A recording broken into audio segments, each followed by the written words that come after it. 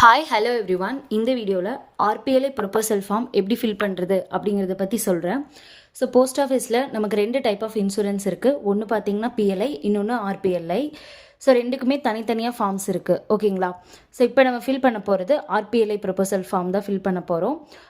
ஃபார்ம்லேயே மேலே டாப்லேயே மென்ஷன் பண்ணியிருப்பாங்க ஆர்பிஎல்ஐயா பிஎல்ஐயான்னு சொல்லிட்டு, ஓகேங்களா? ஸோ இப்போ நம்ம ஆர்பிஎல்ஐ தான் பார்க்க போகிறோம். Rural postal life insurance. கேர்ஃபுல்லாக ப்ரொபோசல் ஃபில் பண்ணணும். ஏன்னா பிஎல்ஐ ஆர்பிஎல்ஐ நீங்கள் ஃபார்ம் மாற்றி ஃபில் பண்ணிட்டீங்கன்னா பாலிசியே மாறிடும். அதுக்காக தான் சொல்கிறேன். ஸோ இப்போ மேலே ஃபார்மில் எடுத்துட்டிங்கன்னா டாப்பில் பாலிசி நம்பர்.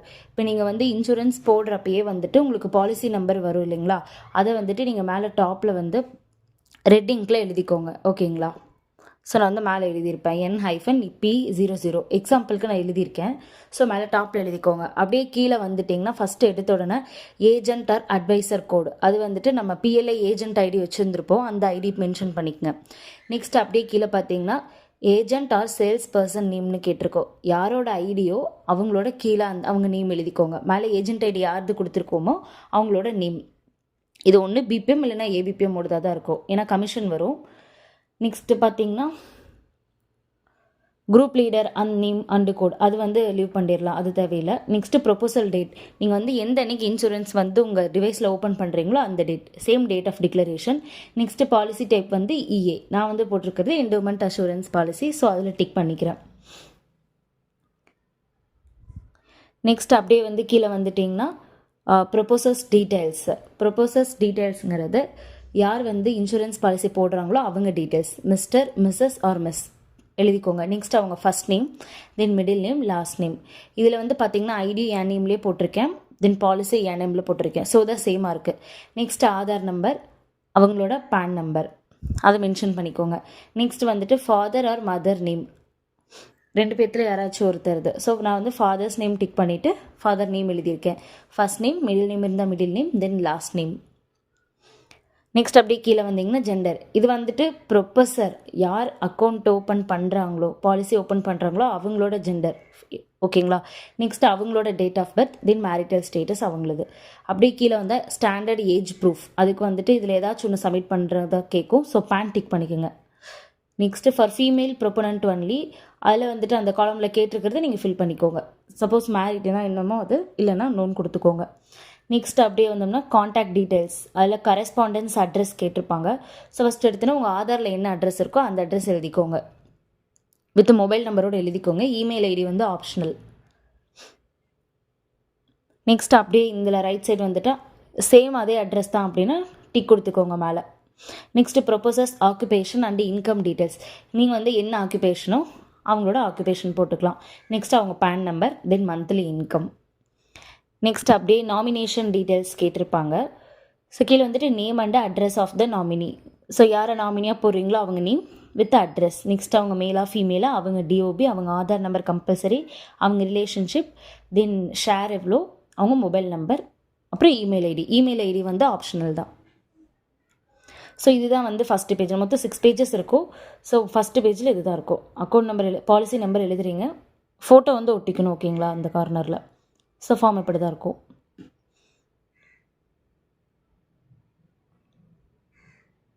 ஸோ ஃபஸ்ட் பேஜில் அவ்வளோதான், ஓகேங்களா? ஸோ இப்போ நெக்ஸ்ட் பேஜ் பார்க்கலாம்.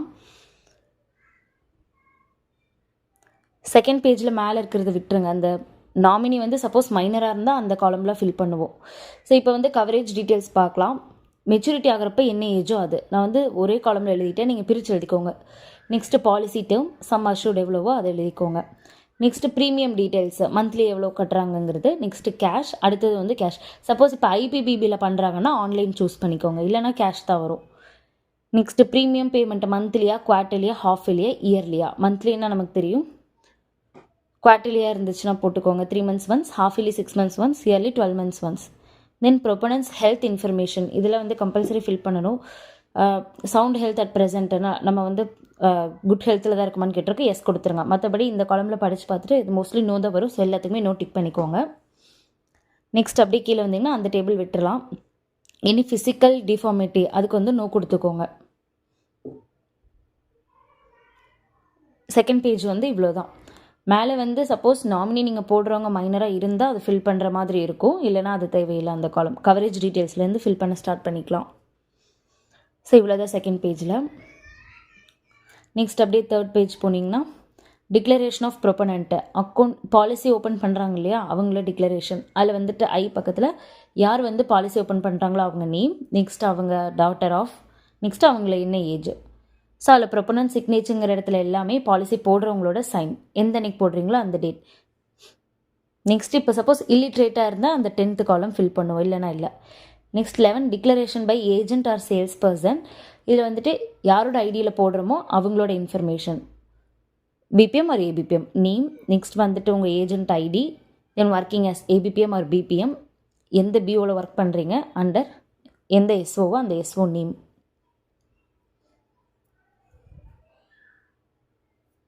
நெக்ஸ்ட்டு நீங்கள் எந்த அன்னைக்கு பாலிசி தர்பானில் ஓப்பன் பண்ணீங்களோ அந்த டேட். நெக்ஸ்ட்டு இங்கே பிபிஎம் சைன், நான் டெசிக்னேஷன் போடாமல் விட்டுட்டேன், போட்டுக்கோங்க. நெக்ஸ்ட்டு பிபிஎம் ஆர் ஏபிபிஎம்மோட mobile number with email ID. So third page பார்த்தீங்கன்னா இவ்வளோ தான். ஜஸ்ட் கஸ்டமரோட நேம் எழுதுகிறோம், அவங்கக்கிட்ட ஒரே ஒரு சைன் வாங்கணும். ப்ரொபனண்ட் அப்படிங்கிற இடத்துல customer sign, next agent ID போடுறோம், போட்டு பிபிஎம் சைன் ஒன்று. ஸோ நெக்ஸ்ட்டு ஃபோர்த் பேஜ் பார்த்தீங்கன்னா மெடிக்கல் எக்ஸாமினர் சர்டிஃபிகேட்டுன்னு இருக்கும். அதில் வந்துட்டு மேலே கஸ்டமர் நேம், ப்ரொப்போசல் டேட் எப்போ போட்டாங்களோ first day of May 24, then proposal போட்ட கஸ்டமரோட சைன். ஓகேங்களா, இந்த காலமில் ஃபில் பண்ண வேண்டாம், அதை வந்து நம்ம சப்மிட் பண்ணோம்னா அந்தந்த ஹெச்ஓலே வந்து பண்ணி வாங்கிக்குவாங்க. நெக்ஸ்ட் வந்து பார்த்தீங்கன்னா 5th பேஜ். இதில் வந்து இன்ஸ்ட்ரக்ஷன்ஸ் கொடுத்துருப்பாங்க, இது வந்து நீங்கள் ஒரு டைம் படித்து பார்த்துக்கோங்க. ஓகேங்களா, இதில் ஃபில் பண்ணுற மாதிரி எதுவுமே இருக்காது, பாயிண்ட்ஸ் மாதிரி கொடுத்துருப்பாங்க. நெக்ஸ்ட் அப்படியே லாஸ்ட் பேஜ் 6th பேஜ் வந்துட்டிங்கன்னா அந்த மேலே ப்ரூஃப் அதெல்லாம் படிச்சுக்கோங்க. Next confidential report to be completed by RPLI agent. So இப்போ நம்ம ஐடியில் தான் போடுறோம்னா நம்ம பண்ணுற மாதிரி இருக்கும். இந்த காலமில் பார்த்தீங்கன்னா மோஸ்ட்லி எல்லாத்துக்குமே நோ தான் கொடுப்பீங்க. ஓகேங்களா, எல்லாத்துக்கும் நோ டிக் பண்ணிக்கோங்க. நெக்ஸ்ட்டு ப்ளீஸ் கன்ஃபார்ம் தட், இது வந்து நீங்களாக தான் ப்ரிப்பேர் பண்ணிங்களான்னு கேட்டிருப்பாங்க. ஸோ கன்ஃபார்ம்டு கொடுத்துருங்க. ஆர்பிஎல்ஐ ஏஜென்ட்டோட சைன் வந்து பக்கத்தில் அந்த காலமில் போடணும். பிபிஎம் அந்த பிபிஎம், ஏபிபிஎம் அந்த ஏபிபிஎம் சைன்.